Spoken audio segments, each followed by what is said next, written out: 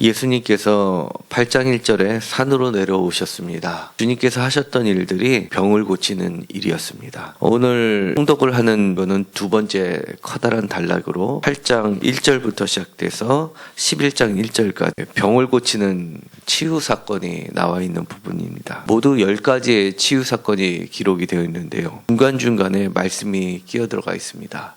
단순히 기적들만 일어난 게 아니라 중간에 말씀을 넣으면서 이 기적들이 갖고 있는 의미가 무엇인지를 주님께서는 다시 한번 강조를 하고 있습니다. 산에서 내려오셔서 가르치신 다음에 첫 번째, 두 번째, 세 번째가 붙어 있고요. 주님의 말씀이 들어가 있습니다. 기적이 아니라 나를 따르라 라는 18절에 보면 유명한 한사기관이 제자가 되려고 하는데 주님께서 이제 참 제자가 뭔지를 가르쳐 주시는 말씀이 들어가 있어서 첫 번째, 두 번째, 세 번째의 기적 사유가 있는데요. 첫 번째는 아병 환자를 고쳤습니다. 1절부터 해서 4절까지고요.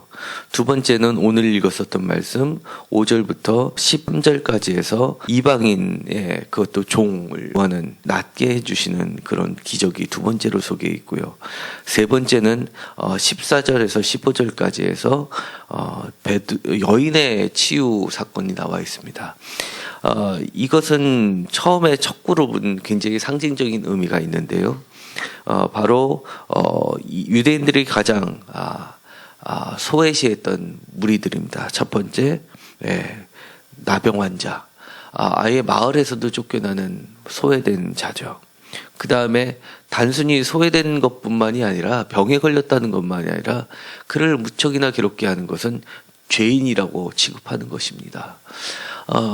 현대의학에서는 그 문둥병이라는 게 어떤 전염병도 아니고요.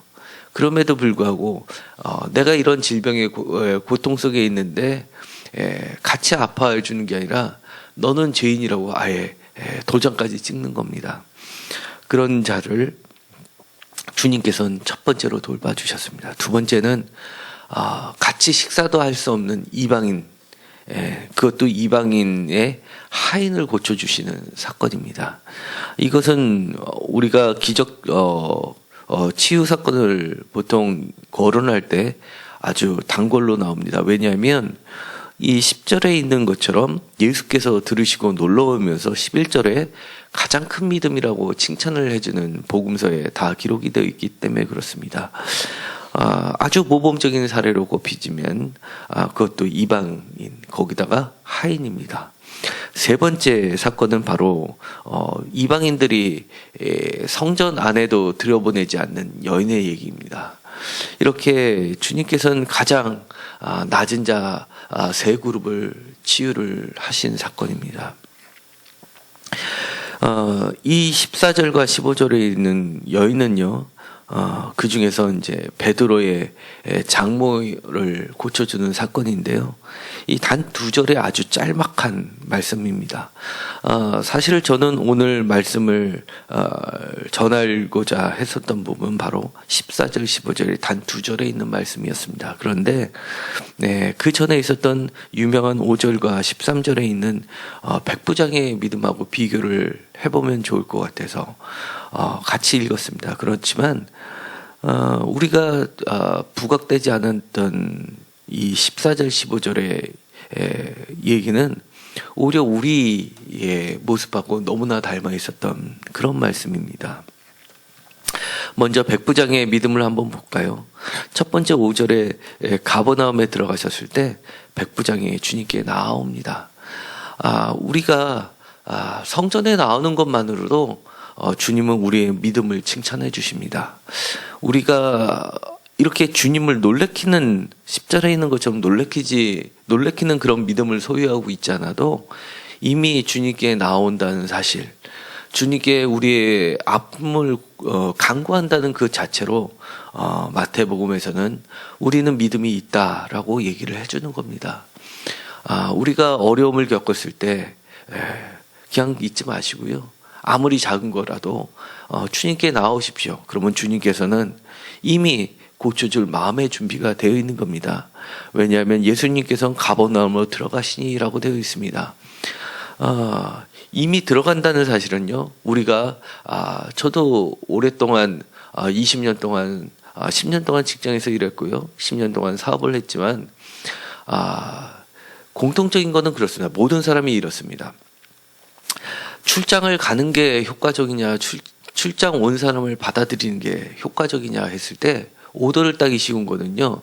출장을 가는 것보단 출장 온 사람을 잘 이렇게 상담을 해서 오더를 따는 게 훨씬 쉽습니다. 왜냐하면 그 사람은 이미 물건을 사려고 작정하는 사람이기 때문에 그렇습니다. 주님께서 들어가셨다는 얘기는요.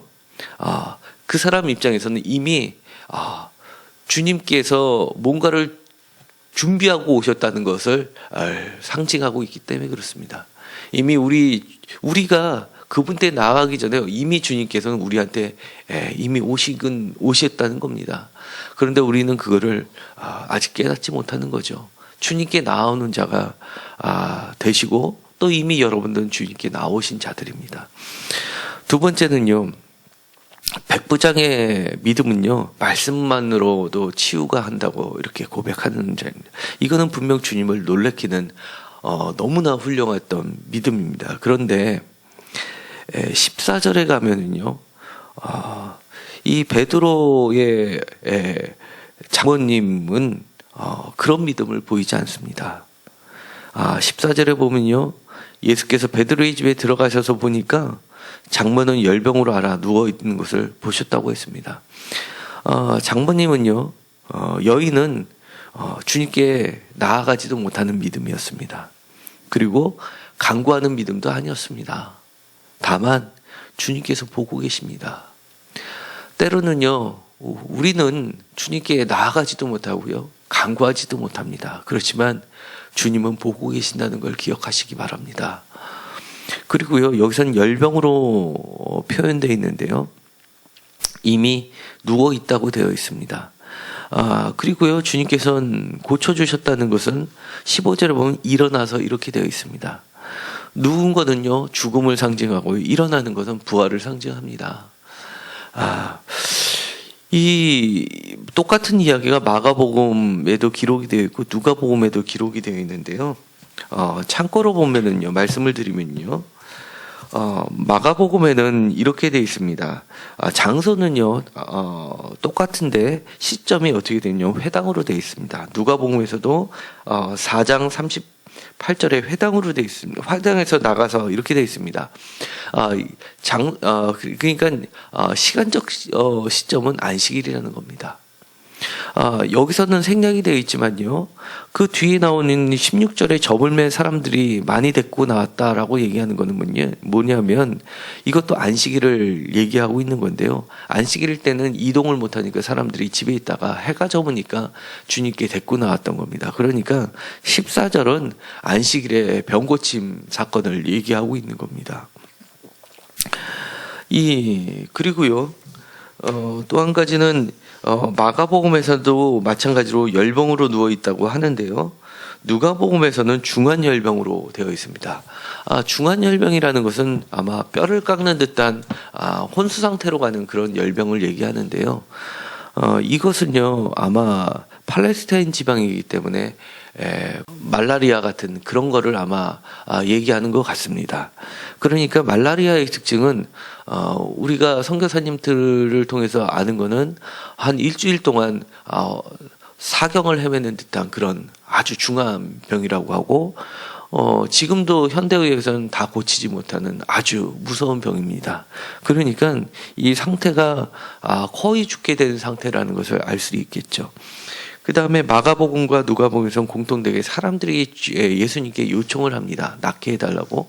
그렇지만 여기서는 그런 말을 모두 마태복음에서는 뺐습니다. 그 얘기는 뭐냐면 우리가 간구할 수도 없는 그런 처절한 상태를 얘기를 하는 것이고요. 그 다음에 또 한 가지 더 강조를 하고 있는 것은 주님의 행동입니다. 주님께서는 보시고 그리고 낫게 해주십니다.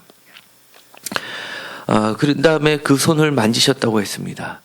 이 손은 여러 가지 치유의 행위를 나타내기는 하는데요. 여기서는 어떤 마가복음이나 누가복음에서는 말씀을 하셔서 누가복음에는 꾸짖는 말씀까지 하시는데 여기서는 일철 그런 얘기가 없습니다. 말씀으로 치유하는 사건도 아니고요. 그냥 연민이 가득 찬 행동입니다. 마지막 손을 잡으시면서 이렇게 세우셨습니다. 우리는요, 우리의 병이 낫게 하거나 아니면 우리가 주저앉아 있는 상태, 예를 들어서 사업이 갑자기 어려워진다든지 가정에 풍파가 일어나든지 이런 상황에서 일어서지도 못하는 상태에서 주님은 그저 우리를 바라보시며 연민을 느끼십니다. 이것은요, 마치 출애굽기 2장에 나와 있는 하나님의 파토스와 비슷합니다. 고통을 들으시고 불쌍히 여기시고 그들을 기억하시는 그 모습 그대로를 얘기하십니다. 그리고 나서 우리에게 열병을 고쳐주시는 그런 주님의 모습을 보게 됩니다. 그리고 나선 그 여인은 일어나서 예수께 수종들더라 되어 있습니다. 마가복음이나 누가복음에서는 사람들께 수종들었다라고 되어 있는데, 이 마태복음에서 강조하는 것은 이 여인의 반응입니다. 오직 예수께 집중하는 그녀의 모습을 통해서 얼마나 이 마태복음에서 예수님이 이 여인에게 집중하였고 여인이 얼마나 예수님께 집중하여는 아주 밀접한 관계를 보여주고 계십니다. 장소도요, 집입니다. 베드로의 집입니다. 이 여인은 평소에 주님께 자신의 집을 제공해 드리면서 수종들었던 자입니다. 다시금 일상의 생활로 돌아가고요, 주님과 함께하는 기쁨을 맛보게 하셨습니다. 이 모습은요, 나중에 10장에 가면 세 번째 커다란 단락들이 나오는데요, 그게 바로 제자 파송입니다. 제자 파송 설교에서 주님께 하신 말씀이 있습니다. 아무 집이나 들어가서 그 집에 평안을 빌라. 그리고 그것이 그 집이 너희를 쫓아내기 전까지는 그 집에 머물라라고 하면서 평안히 그 집에 있게 하라라고 하는 겁니다. 이 오늘 베드로의 장모집에서 예수님이 경험했던 일은 바로 제자들이 자신들이 다른 사람에게 베푸는 모습을 그대로 보여주는 상징적인 행위입니다. 이것은 곧 우리들이 다른 사람에게 행할 수 있음을 보여주는 사건이 되기도 합니다. 이렇게 저희를 돌봐주시는 주님께서는 우리에게 똑같은 권능을 주시고 또 우리에게 다른 사람에게 베풀 수 있는 그러한 사건이 되게 하십니다. 우리의 아픔은 또 다른 아픔을 치유하는 사건이 될 겁니다. 이 아픔이 비록 말도 못하는 사건일지는 모르지만 그것에 머물러 있지 않게 하시는 주님을 바라보시기 바랍니다. 생각만 하셔도 됩니다. 주님께서는 우리를 바라보고 고쳐주시는 주님을 경험하게 될 겁니다. 그것이 바로 이 커다란 단락, 주님께서 가르치시면서 끝나지 않으시고 우리의 질병을 하시고 함께 병을 치유하는 사건은 바로 임마누엘 사건이라는 겁니다. 우리의 일상에서 날마다 겪게 되는 여러 가지 아픔을 치유하시는 주님을 경험하는 삶들이 되시기를 간절히 원합니다. 기도하고 마치기로 하겠습니다. 하나님, 오늘의 사건을 통해서 주님께서 가장 낮은 자, 소외된 자, 병든 자, 이방인들, 그리고 여인의 사건을 통해서 우리들에게 다가서시는 주님을 보게 합니다.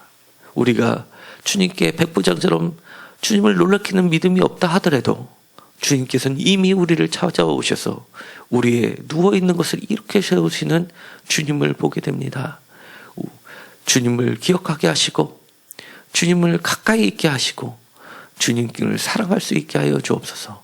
저희들이 끊임없이 주님의 삶을 경험하면서 우리의 아픔을 그냥 나도 짊어지고 가야지 생각하지 않게 하시고, 그래, 주님이 함께 하셔서 이 어려움을, 이 질병을, 경제적 어려움을 극복해야지라고 생각할 수 있게 하여 주옵소서.